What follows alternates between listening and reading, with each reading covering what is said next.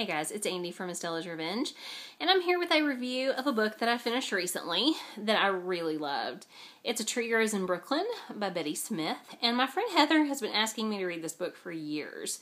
It is one of her very favorites, and I've tried and failed to read this book probably 2 or 3 times, and I think it's because I had a mistaken idea that this book is a family drama. And I tend to struggle with family dramas because I feel like I look for more of an unusual perspective in the books that I pick up. A lot of the books that I pick up will have like a sci-fi element or a gothic element or whatever. And so I felt like this was just a family novel, which is silly because it's amazing.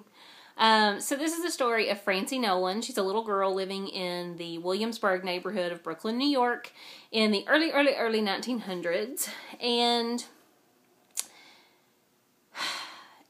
Francie has this dad, Johnny, who's a well-meaning guy, but he's a drunk. He's a loving guy, but he's a drunk. And her mother's name is Katie. Katie is kind of hardened to life because of their circumstances and really does her best to raise Francie and her little brother Neely as best she possibly can. And so Katie works her butt off. Johnny is a singing waiter who works on the weekends, and all of his tip money goes to booze. So he's a sweet guy, but he's kind of worthless. And so the family struggles. They are extremely poor. They rarely have enough food in the house. They start a savings in a can in the back of the closet. And it's just a really heart-wrenching book from that perspective. To watch them struggle, to see what Francie goes through.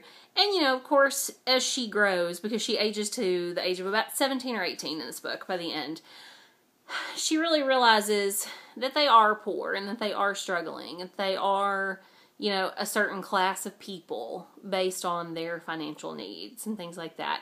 But Francie is a very bookish girl. She loves going to the public library. She spends a lot of time there. She whips through books super fast.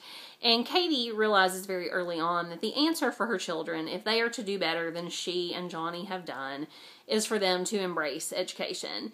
And so a lot of this is about Francie going through school, about whether or not Francie will be able to continue in school, or whether or not she and Neely will have to work and leave school to help support the family. And it's just beautifully written. I think another misconception that I had going into this book is that it would be very sweet. For some reason, I always kind of equated it in my mind with I Capture the Castle or with Little Women. And those two books are much nicer than this one is. This one has some gritty stuff in it.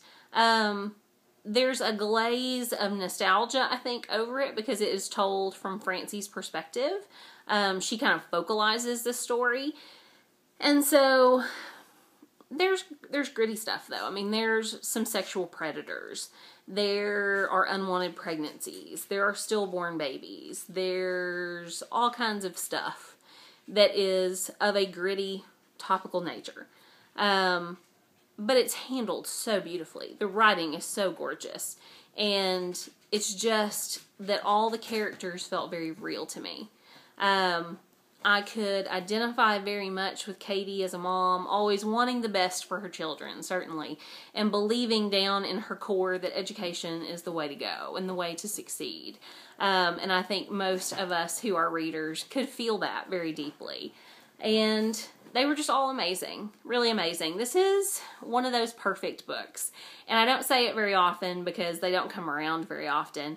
But I'd say I've probably read 3 perfect books this year. A Prayer for Owen Meany, The Sparrow, and now A Tree Grows in Brooklyn by Betty Smith.